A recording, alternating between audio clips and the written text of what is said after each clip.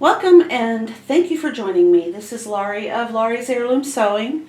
And this afternoon, after what has been just kind of a crazy day, I wanted to get busy on the sleeves for our McCall's M4798 jacket. So this is my current situation here. So the first time I cut out, well, the only time at this particular point that I cut out the sleeves, I had sketched in my my stitch journal fabric number 1, which is this little blue gingham, or excuse me, it's the horseshoe print, which is this right here. But when I cut out the sleeves, I cut out blue microcheck flannel, which actually this is the reverse of that fabric. That's what it looks like, if it will focus. Floating around. There we go. Okay. So my choices are leave the microcheck flannel for the sleeves. It's been done. They've been cut out. And you're supposed to cut out 2. Well, I take that back. You have 2 sleeves clearly with this pattern. You're supposed to cut 4, which is what I've done. But I cut 4 out of the microcheck. So my thinking is I'm going to go ahead and cut 2 from the other fabric and then use the 2 that I cut out that I don't need for pieces of the tote bag. I have a lot and just a huge amount of excess fabric over here from this project. And I feel like it would be kind of an injustice to the project to not showcase these fabrics. So that is my plan. I'm going to unpin. I'm trying to be organized. Okay. Let's see if I can bring you guys in just a wee bit without making everybody utterly and completely seasick. Okay. I'm trying to get used to this chair as well. Okay. So I think you can see we have the little bumblebee sunflower print. We have the cowboy boots, horseshoes, and hats. I have plenty of the horses and the houndstooth background. I think that's on there. And then I found this fabric today when I was going through and doing a little bit of stash busting. And it's kind of a cute print. There's not nearly enough to do a sleeve, but it would probably work on the tote in some aspect. And then the initial, this is what I'm going to use for the sleeves. So what I want to do is show the jacket in its current state. Still trying to get used to the chair. I love it. It's very comfortable, but it's hard to roll around on. Okay. In.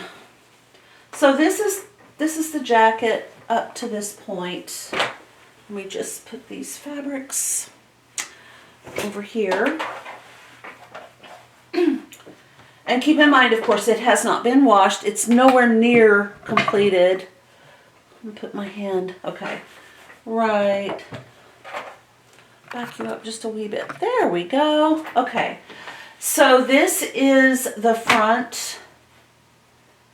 And this is the back. All right. So Now the two sides have not been stitched together yet because we're not supposed to at this point. We are supposed to insert the sleeves after we create the sleeves. We open this all the way up, insert the sleeve in the arm side, and then the bottom of the sleeve is stitched, and then this is stitched. The side seams are stitched. So the thing is, what would be the cuter of the fabrics would, okay, so there's the micro check, which will be on the inside as the lining. There is the horseshoe fabric, which would be really cute as a sleeve. I'm just going to kind of fold these as though they are a sleeve. I don't know if you can see that. Kind of. So if I tuck this in, we're just going to pretend like this is the sleeve. Okay, so that's kind of cute. Not bad for a sleeve. There's a lot of darker blue in this print. Now there is some of that on the front, as you can see.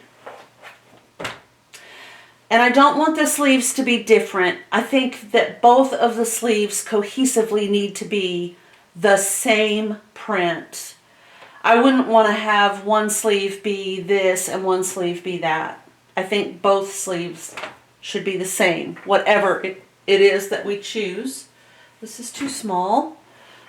Okay, this is our horse with the houndstooth. Again, that's kind of cute if we pretend like this is the sleeve. That's not too bad. Okay, I'm going to move these out of the way. This is, got lots of this. I'll have enough if I choose this one. Alright. Pretend this is the sleeve. Obviously it would not have a white band around the bottom. It's kind of cute, but I think it might be too pale. So I am going to eliminate this one. I think as a sleeve it doesn't work very well. And then this one, I might have enough. Yeah, I think. Oh yeah. Alright, so we're going to fold this up and pretend like it's a sleeve. I feel like there's too much of the, it's just too much. Okay, so now we are down to this one as a potential contender for a sleeve.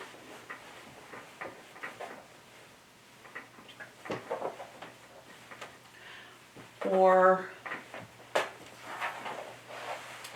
this one as a potential sleeve contender, which we'll do this. Okay. Alright, so this is from the back. I'm going to flip them over.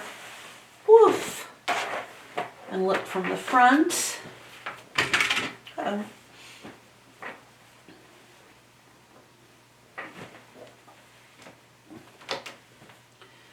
Just kind of tuck it. That's really cute on both front and back. And that's the lighter blue. And then here's the darker blue as a pretend sleeve. I need that to be.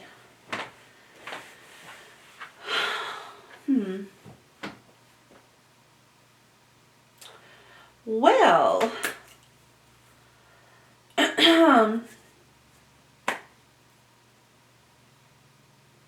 I almost think I have kind of equal amounts of the two blues showing. On this side, we have a lot of this blue, and then on this side, we have a lot of this blue, plus the entire back yoke is this. I like the dark with the horseshoe, the smaller horseshoe print. I like the light with the horses.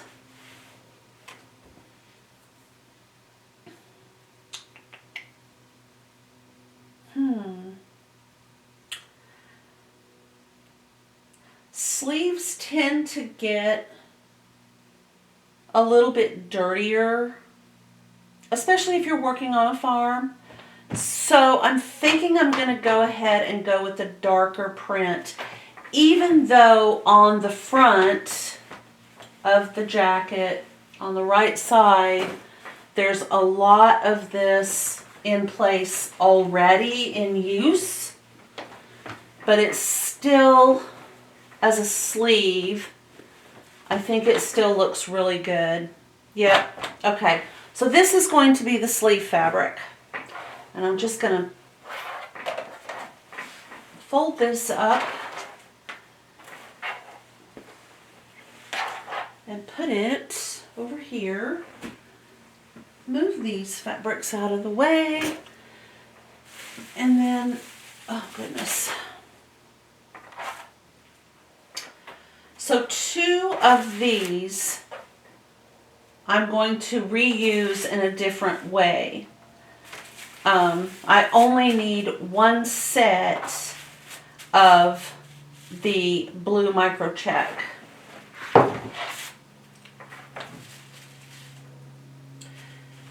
So basically, if you want to make a note, if you're planning to make this particular pattern, the McCall's M4798. It is a jacket and tote pattern with applications on both the tote and the jacket. I'm not doing the appliques on the jacket. My sister would not wear that, I don't think. It's my call. So, I need to point out something. The directions will tell you to cut 4 out of your fabric. The problem is they want you to cut 4 sleeve pieces. And I highly recommend, if you're doing this pattern, that you write this down. They don't specifically call out a contrast fabric, but that is what they mean. So what you need is 4. You need 2 pieces cut from your contrast fabric. You need 2 pieces cut from your lining fabric, which they refer to as underlining, and you need 2 pieces cut from your, okay, so this is underlining, this is lining. So if you buy yardage, this is what I bought yardage of. I mean, I bought a lot of this because this is the entire jacket. This is lining for all of the inside, the sleeves, the entire thing, plus your tote bag. Okay, so then the contrast fabric, the fabric that is showing on the outside of your project, is the second set. So you're going to have 3 separate sets of sleeves cut out for each sleeve piece. Now, to make it further complicated, these sleeves are only half of a sleeve. So what I'm looking at right here is the sleeve back.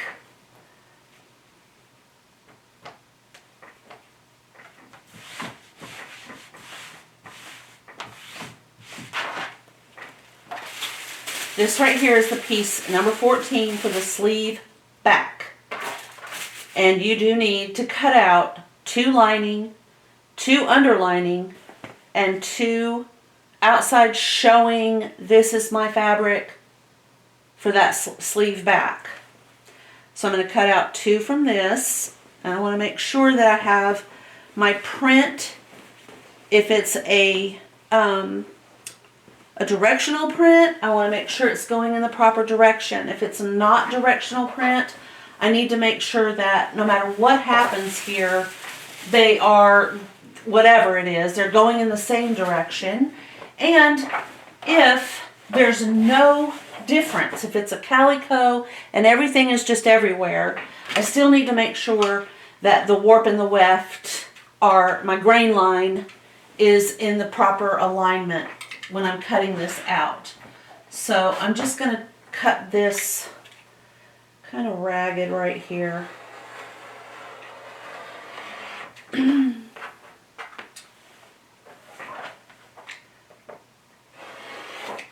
Okay.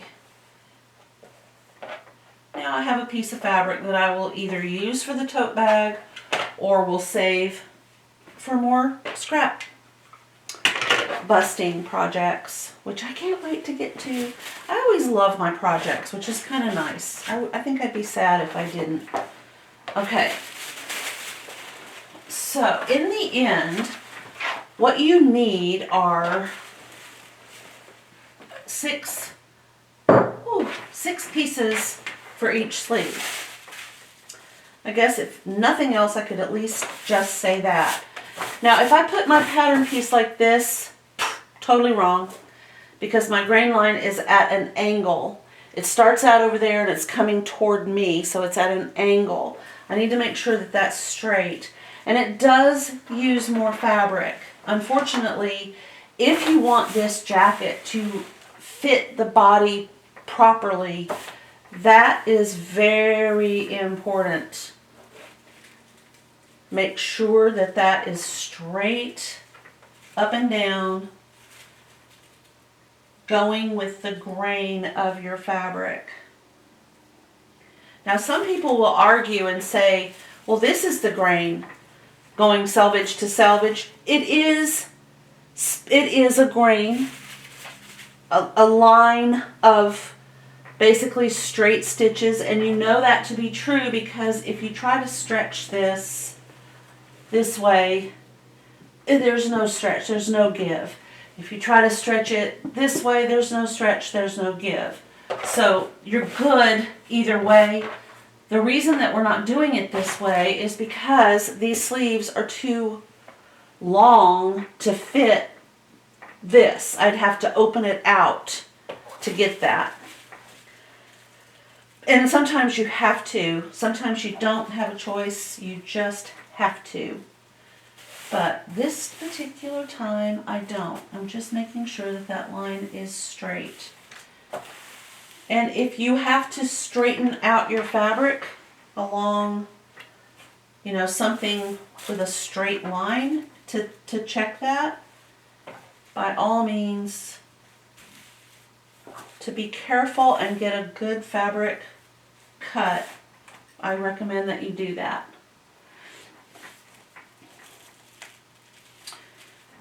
Okay.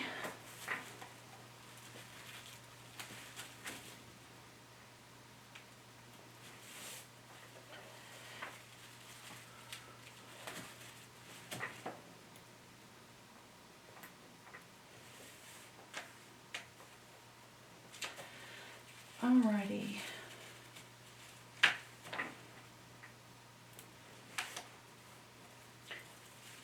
It's amazing to me how easy it is, excuse me, to take things for granted. I don't remember if I talked about this earlier. I did a video earlier today.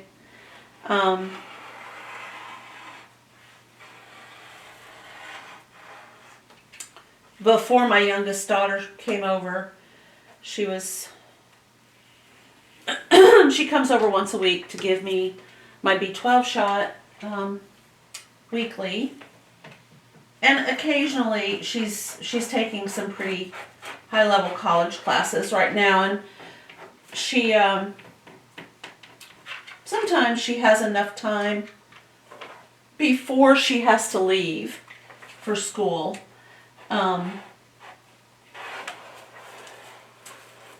To sit and talk with me.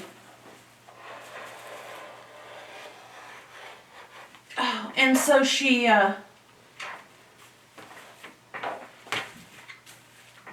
did today. She had some time to sit and visit. And I was telling her about a phone call that I got yesterday afternoon where, well, I mean, I kind of want to say a family member, but not really. I mean, I've totally lost touch with the people that sort of entered my life at a time when I wasn't really, I mean, I was married at the time, and they were sort of on the fringes with my dad and all that stuff. So anyway, one of them called me yesterday, and the reason I'm being kind of cagey about who and all that is because I want to just protect the privacy of those involved. Not because I have any averse reason. It's not like I don't want to talk about them. It's just, you know, to try to protect their privacy. But anyway, so there was a death on that side of the family, and so this person called to tell me about it, and I honestly spent most of that conversation being just shocked that I had gotten a phone call from this person that I haven't talked to since before my father passed away. And I was trying to make this make sense. And clearly it is still on my mind because here I am, you know, talking about it again. But I have come to terms with something about it, and that is that, you know, at any given moment, on any given day, we can literally have a completely life-changing event. It can be something big, something little, you know, and honestly, it kind of depends on, you know, how people around you handle it. I noticed while I was talking to this person on the phone yesterday, I was letting her actually do all the talking. I only interjected if she asked me a question. You know, I wasn't not talking. I was just letting her talk. I heard that breathless, you know, anxious quality in her voice that I recognize. You know, we all hear it when someone is really suffering or struggling with something.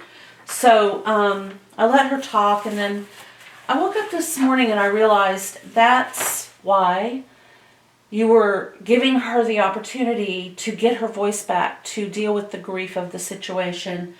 And while that's all well and good, it's also good to remember that it could be any one of us going through that situation, and we should be compassionate, and caring, and you know, mindful of what other people are going through. So there I was. Hang on, I have a feeling. Nope. I just saw a person ride by on a bicycle, and I was concerned that my puppy was going to start barking. He just feels like any intrusion in the front of this house is just his to announce to the world. And occasionally, if he catches sight of these things, he will let me know immediately. But anyway, all right, I'm doing the front. Piece number 13 also has 2 of the contrast fabric, and it doesn't call out contrast fabric. It's just simply going to say cut 4 of your fabric. Meaning, of course, cut 2 of the lining and 2 of the contrast. And then cut 2 of your underlining, which in my case is this white. So that is why it is confusing. Okay, so we have these two, and I will now cut the other two. But anyway, so I was watching Ellen on my screen today, and she was talking about that viral video. I think it happened this month in February of 2020, of a woman who was filming herself on an airplane, and her seat was being punched repeatedly by the gentleman sitting behind her because she had reclined her seat.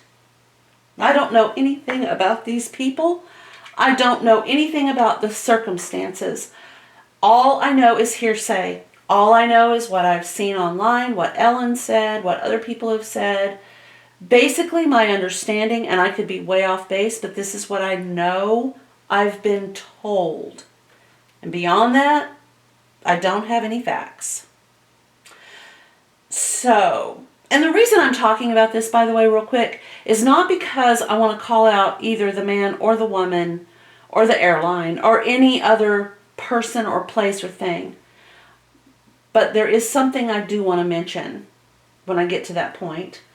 Anyway, Ellen was talking about this, and she asked the audience, so who thinks the woman was right? And almost everybody raises their hand in her audience. And then she says, who thinks that the guy was right? One woman raised her hand, and Ellen said, really? So I'm just curious, why do you think he was right? And the woman said, well, I mean, I'm just sort of expounding a little bit, but I think her basic idea, her thought process was, you know, the lady should have asked the guy if she could recline her seat. And Ellen was like, but she did. And he gave her sort of quasi permission after he finished eating his meal. And the woman changed her mind and said, oh, I didn't know that. So, yes, okay. All right, remember, I'm lining up my grain line with my fabric going this way because salvage-wise is too short unless I want to open my fabric all the way out, which I don't want to do. So I'm just making sure that this line right here is straight with the grain of my fabric. Okay, and then I'm going to pin it and cut two. But anyway, the whole point, the whole reason that I'm even discussing any of this is because it oddly fell at a time where I've been thinking about, and it almost sounds cliche, but I've been thinking about how hard it is to truly be nice all the time. I mean, it really is hard. You know, you have people in your life who, and for the most part, you know, this could be an employee, an employer, a friend. It could be a relative. You know, it could be anybody in your life. People around you, your neighbors, people that you see all the time. I used to call the people that I drove with, not in the same vehicle, but on the road at the same time every day. I used to call those my commuter buddies because we were on the road all the way from North Snohomish all the way to Everett, where I worked at the college. And I have to tell you, that drive was long. Sometimes it was a 2-hour drive based on traffic and road conditions. You could literally be sitting there for a very long time. So I called them my commuter buddies because we all left at the same time, and you got to the point where you would recognize the vehicle, the people. You know, I literally could sit there and look in my rearview mirror at people as we all sat stacked up on 204 coming out of Lake Stevens for an hour and a half, and I could see, you know, the lady in the white Acura putting on her makeup. Oh, you've bleached your hair. Oh, you know, whatever. You stopped at the other coffee stand today. Man in the white truck who's always angry. Look at you. You have a new haircut. I mean, I'm not kidding. I swear to you, I got to know these people by their car, by their truck. Impatient person, motorcycle guy. You know, and there were times when I wanted to get out of my truck or my car and just go back there and say to them, why are you driving so angrily and aggressively today? What is the matter with you? You're going to ruin everybody's commute if you don't calm down. So my point is, what I was getting at in this long, rambling diatribe is it's hard, it's really hard to be nice to those people that might drive you crazy every single stinking day. You honestly might not be able to do it. But there is a specific amount of effort that we put toward other things. Like, you know, if you spend an hour and a half doing your hair and putting on your makeup and then picking out your clothes and getting dressed and, you know, all the things that we put just an immense amount of effort into to present our best self to the world, why don't we put at least a partial amount of that effort into being nice to those same people? They may not care what we look like at the end of the day. They might just want somebody who is going to be nice and smile at them. And whether that takes a huge amount of effort or not, it's probably not. You know, it's kind of in line with putting on makeup and fixing our hair and brushing our teeth and putting on lipstick and perfume and clothes that we've spent so much money on and shoes, and we're getting into our expensive car just so we can look good to be mean to other people. I don't know. I feel like that's just, like, the effort is not being expended in the right place. That we really need to stop and think. And I know I am not cutting, people are probably having fits right now watching me cut this out. I'm not being very safe. There. Okay, alright. So that's where my head went after hearing the news from the phone call last night and then listening to Ellen talk about the incident on the airplane with the seat punching and you know, how Ellen herself is always talking about being kind to one another, and all those million acts of kindness and you know, all of the reasons that we have and that we should be nice to each other. And then I saw a video that I actually shared on my Facebook page that just brought it all home. Literally made the biggest point of all. And it was a video of some, I believe, antelope. It could only have been some type of savanna deer animal thing. I believe it was an antelope. It could have been a springbok, but something along those lines. There were some on the fringes that were just kind of watching, and there were two, and I'm going to assume they were males. I don't know if female antelope or female springbok have the big, huge horns, but I don't think that the females butt heads and fight with each other, thinking that they don't. So these two springbok were fighting, and they had locked their horns, and they were just going around in circles and fighting and fighting and fighting. And off in the distance, way far off, you could see something small running toward the two, basically the same color. And as it got closer and closer and closer, these antelope / springbok type creatures like perked up their heads, looked over there and went, whoa, and took off running and springing and bouncing away, forever gone. But these two were locked horns. They were just fighting. They were focused on each other. They were focused on being mad. They were focused on whatever this discussion was about. I'm going to assume enemy. Just fighting and spinning around in circles. And as this thing that's running gets closer and closer and closer, you realize it's a lion. It's actually a lioness. And she pounces and gets one of them.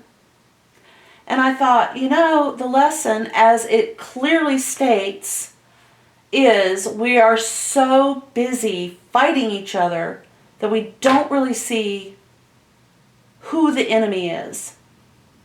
And that is a life lesson for all of us. I don't care who you are. That is a life lesson for every single solitary person.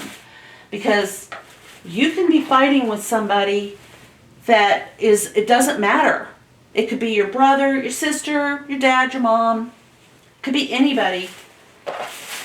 And yet the real enemy is either something within you or some sort of outside external thing or person or event